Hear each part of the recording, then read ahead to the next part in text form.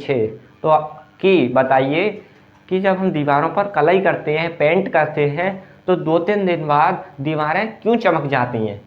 तो उसका कारण ये है कि जो भुजा चूना होता है वो वायु में उपस्थित कार्बन डाइऑक्साइड से अभिक्रिया कर लेता है, जिसके कारण दीवारों पर कैल्शियम कार्बोनेट की एक परत चढ़ जाती है, जिसके कारण दीवारें चमक उठती हैं। हमारा भुजा चूना है।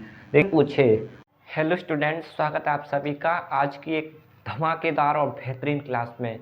तो आज की जो हमारी क्लास है ना, वो आपके एग्ज़ाम लेवल को इतना हाई कर देगी कि आप सोचते रह जाओगे। तो देखिए, आज जो हमने 7 क्वेश्चंस लेकर आए हैं, वो हमारे पूरे अध्याय का एकमात्र निचोड़ हैं। आप चाहे कोई सा भी मॉडल पेपर देख लें, चाहे गेस्ट पेपर देख लें, कुछ भी देख लें, जितने अभी तक एग्जाम हुए हैं बोर्ड परीक्षा के, यूपी बोर्ड, बिहार बोर्ड, आप जितने भी क्वेश्चन देखोगे चैप्टर 1 से, वो सब यही है।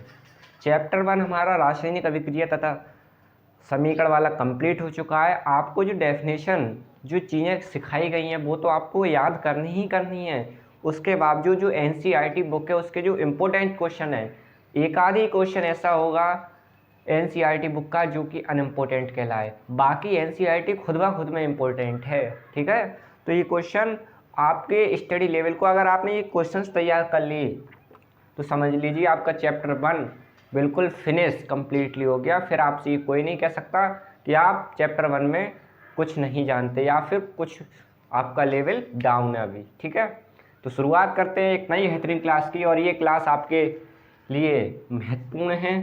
तो देखिए, आपको एक एक क्वेश्चन को बारीकी से समझना है। देखिए, हम आपके लिए बताएं, ये सारे क्वेश्चन अगर आपने लेक्चर देखे होंगे ना, तो गारंटी इस बात की कि एक भी क्वेश्चन हम खुद आपको नहीं बताएंगे, सब क्वेश्चन आप खुद ब देखते ही हल कर लोगे। तो देखते हैं क्या है ये। देखिए, पहला क्वेश्चन कह रहा है, निम्न अभिक्रिया के संबंध में बताओ यह किस प्रकार की अभिक्रिया है। ये हमारे सामने कुछ अभिक्रियाएं लिखी हुई हैं और हमें बताना है ये अभिक्रियाएं किस प्रकार की हैं। ठीक है, देखिए, हमने अभिक्रियाओं के आपको प्रकार पढ़ाए थे, विस्थापन अभिक्रिया, संयोजन अभिक्रिया, वियोजन अभिक्रिया, द्विविस्थापन अभिक्रिया, रेडॉक्स अभिक्रिया, उपचयन अभिक्रिया, अपचयन अभिक्रिया, ये सब आपको पढ़ाए थे। तो उनमें से ही बताना है आपको। वैसे तो ये ऑप्शनल भी हो सकता है, बहुविकल्पी प्रश्न भी इससे बन सकते हैं। तो देखिए, पहला कह रहा है, पहला इक्वेशन देखते हैं, 2PbO + C sign of reaction 2Pb + CO2। अब इसे समझते हैं क्या है ये। देखिए, पीबीओ कहते हैं, पीवी कहते हैं लेड से, सीसा, जो सीसा होता है, अगर आपसे कोई पूछे सीसा किसे कहते हो, तो पीवी को, लेड को सीसा कहते हैं। जब पीवीओ लेड ऑक्साइड, पीवीओ को क्या बोलेंगे, लेड ऑक्साइड, कार्बन के साथ अभिक्रिया करता है, कार्बन के साथ रिएक्शन करता है, तो लेड बनता है, पीवी बनता है और कार्बन डाइऑक्साइड गैस मुक्त होती है। तो अब हमें ये बताना है ये किस प्रकार की अभिक्रिया है। तो चेक करते हैं ये किस प्रकार की है। देखिए, इस अभिक्रिया में आप चेक कीजिए कि यहाँ पीवी के संग में ऑक्सीजन था, पीवी के संग में क्या था, O, लेकिन जब अभिक्रिया हुई तो आपने देखा कि यहाँ पीवी अकेला रह गया और ऑक्सीजन कार्बन के संग चली गई, यानी पीबीओ में से ऑक्सीजन की कमी हो गई, या हम कह सकते हैं लेड ऑक्साइड में से ऑक्सीजन हट गई। तो जब किसी तत्व में से या यौगिक में से ऑक्सीजन हट जाती है तो उसे हम क्या कहते हैं, बताइए, अपचयन। क्या कहते हैं, अपचयन। तो आपने देखा यहाँ पीबीओ का क्या हुआ, पीबीओ का अपचयन हुआ। क्या हुआ, अपचयन। जब ऑक्सीजन निकल जाती है तो क्या कहलाती है, अपचयन अभिक्रिया कहलाती है। अब आप चेक कीजिए, यहाँ कार्बन अकेला था, ठीक है, लेकिन जब अभिक्रिया हुई तो यहाँ कार्बन के संग ऑक्सीजन जुड़ गई। जब ऑक्सीजन जुड़ जाती है तो उसे हम क्या कहते हैं, उपचयन, उपचयन। तो कार्बन का यहाँ क्या हुआ, उपचयन। और अगर आप पूछें कि अभिक्रिया किस प्रकार की है भैया, तो हम आपसे कहेंगे ये अभिक्रिया हमारी रेडॉक्स अभिक्रिया है। रेडॉक्स अभिक्रिया क्यों है, क्योंकि इसमें ऑक्सीडेशन भी हो रहा है और रिडक्शन भी हो रहा है। तो चेक करो, अपचयन भी और उपचयन भी। तो ऐसी अभिक्रिया को क्या कहते हैं हम, रेडॉक्स रिएक्शन। ठीक है, तो यह हमारी अभिक्रिया कौन सी हो गई, रेडॉक्स। दूसरी अभिक्रिया चेक कीजिए, Fe2O3 + 2Al sign of reaction Al2O3 plus 2Fe। देखिए ये हमारा क्या है, चेक कीजिए, ये हमारा है आयरन ऑक्साइड। क्या है ये? Iron oxide. जब Fe से आयरन होता है और O लगा है तो ऑक्साइड। आयरन ऑक्साइड जब एल्यूमिनियम से अभिक्रिया करता है तो एल्यूमिनियम ऑक्साइड बनता है और लोहा अलग निकल जाता है, Fe अलग निकल जाता है। तो आप चेक कीजिए इस अभिक्रिया में क्या हुआ, किस प्रकार की अभिक्रिया है ये। तो आपने देखा कि एल्यूमिनियम ने Fe को उसके यौगिक से हटा दिया। देखिए ये पूरा यौगिक था, अब लेकिन Al ने इसे Fe को हटा दिया और इसकी जगह खुद आ गया, Al2O3 बनाया और Fe अलग हो गया। तो आपने देखा कि Fe यहाँ से हट गया, विस्थापित हो गया। तो ये हमारी अभिक्रिया कौन सी हुई? विस्थापन अभिक्रिया। ठीक है, विस्थापन अभिक्रिया ये हमारी कौन सी हो गई? Displacement reaction. ठीक है, इंग्लिश में से क्या कहेंगे? Displacement reaction. आप खुद लिख लें, ये हमारी कौन सी अभिक्रिया है? विस्थापन अभिक्रिया। ठीक है, ये क्वेश्चन समझ में आए? अगला देखिए क्वेश्चन नंबर 2 कह रहा है लौह चूर्ण पर तनु हाइड्रोक्लोरिक अम्ल डालने से क्या होता है? देखिए बाबू, आपको एक चीज़ समझनी होगी, हाइड्रोक्लोरिक अम्ल क्या है। देखो एक बात बताएं, जब भैया आपके पेट में दर्द होता है तो वो हाइड्रोक्लोरिक अम्ल बड़े होने के कारण होता है। आपके पेट में कौन सा अम्ल होता है? अग्नाशय से कौन जो अम्ल निकलता है वो कौन सा निकलता है? हाइड्रोक्लोरिक अम्ल। जब पेट में हाइड्रोक्लोरिक अम्ल की मात्रा बढ़ जाती है तो हमारा पेट दर्द करने लगता है, और उसी की दवा जब हम ले आते हैं और उसका लेवल सही, हमारा पेट दर्द सही। तो हाइड्रोक्लोरिक अम्ल जब हम लोह चूर्ण पर डालते हैं, मान लीजिए हम पे कोई लोहे का बुरादा है, उस पर अगर हम हाइड्रोक्लोरिक अम्ल डालें तो क्या होगा? तो देखिए इसे अभिक्रिया के द्वारा समझते हैं। देखिए ये क्या है? Fe किससे कहते हैं? लोहा से। ठीक है, अब ये चूर्ण है, इस पर अगर हम इसकी रिएक्शन HCl से कराएं तो जब ये अभिक्रिया करेगा FeHCl से तो बनाएगा FeCl3 प्लस H2, यानी कि आयरन क्लोराइड। तो ये किसका निर्माण करेगा? आयरन क्लोराइड का। और हाइड्रोजन गैस मुक्त हो जाएगी, यानी निकल जाएगी। क्लास अगर अच्छी लग रही हो तो लाइक करें। ठीक है, ऐसे हमारा ये होता है। अगला क्वेश्चन देखिए, ऊष्माक्षेपी अभिक्रिया क्या होती है? उदाहरण देकर बताइए। तो भैया ऊष्माक्षेपी अभिक्रिया क्या होती है अभी आपको समझ में आ जाएगा। देखिए कैसे।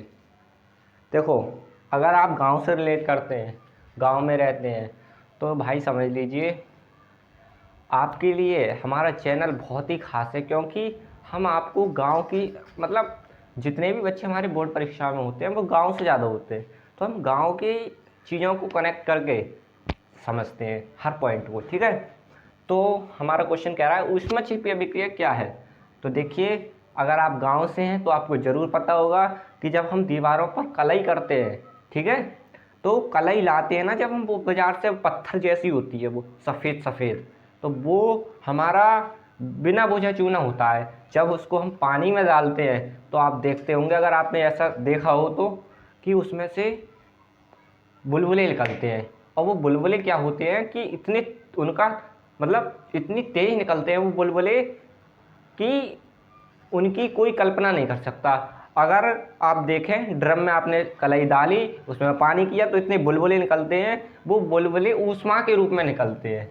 और जो पानी होता है ना वो इतना खौल जाता है, इतना गर्म हो जाता है कि आप अगर उसमें अपनी उंगली डालोगे ना, उंगली जल जाएगी। तो ऊष्माक्षेपी अभिक्रिया क्या होती है कि ऐसी अभिक्रिया जिसमें ऊष्मा का उत्पादन होता है, या फिर ऐसी अभिक्रिया जिसमें ऊष्मा बनती है, ऊष्मा उत्पन्न होती है, उस अभिक्रिया को ऊष्माक्षेपी अभिक्रिया कहते हैं।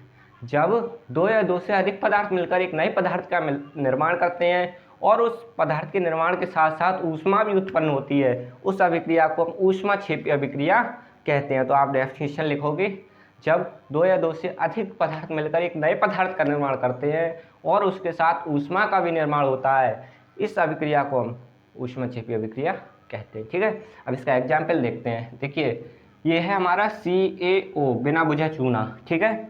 जब हम इसकी रिएक्शन जल से करवाते हैं, ठीक है, तो क्या होता है, कैल्शियम हाइड्रोक्साइड बनता है बुझा चूना, ये कौन सा कहलाता है, बुझा चूना,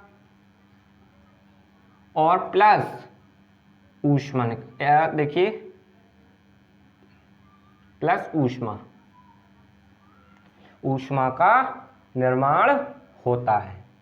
जो ऊष्मा निकलती है उस ऊष्मा के कारण ही जो हमारा टप होता है, टप में जो पानी होता है वो गर्म हो जाता है, ठीक है। तो ये हमारी ऊष्मा क्षेपी। हम यहाँ देखिए ऊष्मा को डेल, इससे डेल से भी लिख सकते हैं। ये हमारा डेल जो सिंबल होता है त्रिभुजाकार, ये हमारी ऊष्मा को बताता है, तो हम यहाँ डेल भी लिख सकते हैं। और जो कैल्शियम हाइड्रोक्साइड बनता है ना, इसका यूज हम कलई करने में करते हैं दीवारों पर, ठीक है। तो अब बस आगे बढ़े।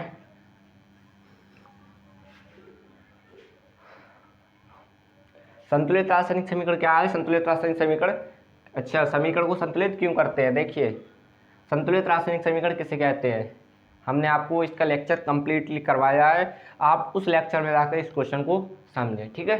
ये कंप्लीट आप देखें इसे, संतुलित रासायनिक समीकरण क्या है। अगला क्वेश्चन देखिए, क्या होता है जब, अब ये हमारी जो अभिक्रियाएं दे रखी हैं हिंदी में दे रखी हैं, और पूछ रहा है क्या होता है जब, यानी जो अभिक्रियाएं दी हैं जब इनके बारे में हमें बताना है। तो पहली अभिक्रिया बता रही है कि नाइट्रोजन हाइड्रोजन गैस के साथ सहयोग करती है, यानी कि जब हाइड्रोजन और नाइट्रोजन आपस में जुड़ती हैं तो क्या होता है। तो देखिए इसको, H2 plus N2, sign of reaction, जब हाइड्रोजन और नाइट्रोजन आपस में मिलती है ना तो अमोनिया बनता है, NH3, अमोनिया। तो पहला हमारा कंप्लीट हो गया। और ये कह रहा है समीकरण को संतुलित, हाँ देखिए क्या होता है, अब इसे हम संतुलित करना चाहें तो संतुलित भी कर सकते हैं। नाइट्रोजन यहाँ चेक करो कितनी है, 1 या 2 है तो 2 से गुणा कर दो, अब 2 तियाँ 6 हाइड्रोजन हो गई तो 3 से गुणा कर दो। तो इस टाइप से ये पहली अभिक्रिया हो चुकी है। अगला कह रहा है हाइड्रोजन सल्फाइड गैस का दहन होता है। देखिए जब कभी भी दहन की बात आए तो आपको याद रखना है कि उस जिस चीज़ का दहन हो रहा है उसकी क्रिया ऑक्सीजन से हो रही है, सिंपल वे में समझ लो। तो हाइड्रोजन सल्फाइड गैस क्या होती है, H2S, H2S, H2S का जब दहन होगा तो क्या बनेगा, ध्यान से देखो, SO2 plus H2, sulphur dioxide plus hydrogen, ठीक है ना। सल्फर डाइऑक्साइड बनती है और हाइड्रोजन गैस मुक्त होती है जब hydrogen disulphate sulphide, hydrogen sulphide oxygen से क्रिया करती है, हाइड्रोजन डाइसल्फाइड होगा, ठीक है, यहाँ हाइड्रोजन डाइसल्फाइड। तो ये अभिक्रिया हमारी इस प्रकार से संपन्न होती है। ये बैलेंस है, इसे हम बैलेंस करने की कोई जरूरत नहीं है, ठीक है। आगे बढ़ें।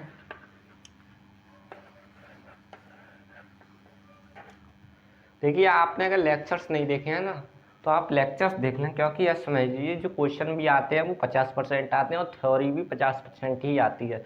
हम पूरी कोशिश करेंगे कि आपको हम थ्योरी भी समझाते चलें, बट आपको अच्छे से चीज़ों को समझना है। देखिए अगला क्वेश्चन कह रहा है पोटेशियम धातु जल के साथ अभिक्रिया करती है। देखिए पोटेशियम को किससे लिखते हैं, के से। जब ये जल से अभिक्रिया करती है तो क्या बनता है, ध्यान से देखिए, जब पोटेशियम धातु जल के साथ अभिक्रिया करती है तो KOH बनता है। क्या बनता है, KOH। और ध्यान से समझिए हाइड्रोजन गैस मुक्त होती है, ठीक है, समझिए ध्यान से। H2O से रिएक्शन करता है तो KOH बनता है, ओके, फिर H2 गैस मुक्त होती है। अब चेक कीजिए बैलेंस अनबैलेंस है, अनबैलेंस चेक कीजिए, हाइड्रोजन यहाँ 2 हैं, यहाँ 3 हो गए, क्या करें बैलेंस करो भैया से, कैसे करो, 2 से गुणा करो तो कितनी हो गई, 2 ऑक्सीजन हो गई और 2 हाइड्रोजन हो गई, है ना। तो यहाँ 2 से पोटेशियम में पहले गुणा करो, 2 हो गए। अब यहाँ चेक करो, 2 हाइड्रोजन ये हो गए और 2 ये हो गए, 4 हाइड्रोजन हो गए, तो यहाँ 2 से गुणा करो, हमारी अभिक्रिया बैलेंस हो गई। तो आपको ये लिखना है कि जब हाइड्रोजन सल्फाइड गैस का दहन होता है, अच्छा ये तीसरा, पोटेशियम धातु जल के साथ अभिक्रिया करती है तो KOH पोटेशियम हाइड्रोक्साइड बनाती है। KOH यानी पोटेशियम हाइड्रोक्साइड, और इसे हम कास्टिक सोडा भी कहते हैं, कास्टिक सोडा। ठीक है, आपको ये चीज़ समझते रहना है संग के संग।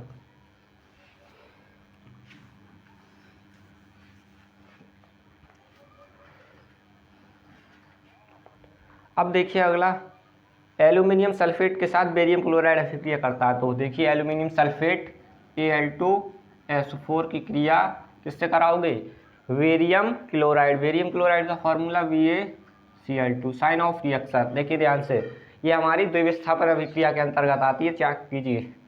देखिए यहाँ बनेगा BaCl2 प्लस, एक मिनट, देखिए जो बेरियम होगा वो एल्यूमिनियम को विस्थापित कर देगा। क्या कर देगा, विस्थापित, और क्या बनाएगा, ये विस्थापन अभिक्रिया हो जाएगी। फिर BaSO4 barium sulphate plus aluminium chloride AlCl2, है ना। AlCl3 आएगा क्योंकि यहाँ इसकी जो संयुक्ता होती है वो 3 होती है, AlCl3। तो आपने देखा कि जब इन दोनों में रिएक्शन हुई तो बेरियम सल्फेट बना और एल्यूमिनियम क्लोराइड। ठीक है, तो इस हिसाब से यह अभिक्रिया हमारी कंप्लीट हुई। अगला क्वेश्चन देखते हैं। अगला क्वेश्चन कह रहा है, भुजा चूना कार्बन डाइऑक्साइड से अभिक्रिया करता है। भुजा चूना कार्बन डाइऑक्साइड से, अभी हमने आपको फॉर्मूला बताया था। भुजा चूना क्या है, KOH का होल ट्वाइस, या फिर आप ऐसे भी लिखो CaOH का होल ट्वाइस। ये हमारा भुजा चूना है। देखिए जो आपसे कोई क्वेश्चन पूछे तो कि बताइए कि जब हम दीवारों पर कलई करते हैं, पेंट करते हैं, तो 2-3 दिन बाद दीवारें क्यों चमक जाती हैं, तो उसका कारण ये है कि जो भुजा चूना होता है वो वायु में उपस्थित कार्बन डाइऑक्साइड से अभिक्रिया कर लेता है, जिसके कारण दीवारों पर कैल्शियम कार्बोनेट की एक परत चढ़ जाती है, जिसके कारण दीवारें चमक उठती हैं। तो देखिए ये KOH भुजा चूना CO2 से रिएक्शन करता है तो CaCO3 प्लस H2O बनता है, जिसे कहते हैं कैल्शियम कार्बोनेट। इसके कारण ही हमारे दीवारें चमक उठती हैं। ठीक है, ये थी इसकी अभिक्रिया।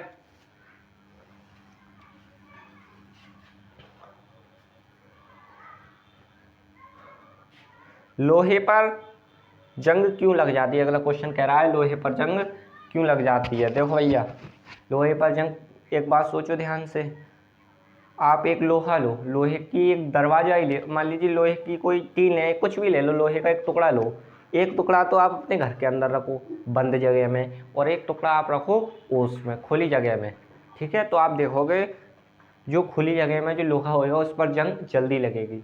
तो लोहे पर जंग क्यों लगती है समझिए, जब लोहा किसी नमी युक्त पदार्थ के संपर्क में आता है, या फिर नमी मिलती है जब लोहे को, आर्द्रता या अम्ल के संपर्क में आता है, तो लोहे पर जंग लगना शुरू हो जाती है। इसी घटना को संक्षारण भी कहते हैं। हमने संक्षारण पढ़ा है तो उसमें इसके बारे में हमने बताया है। अगला क्वेश्चन देखिए, दिख रहा है नहीं,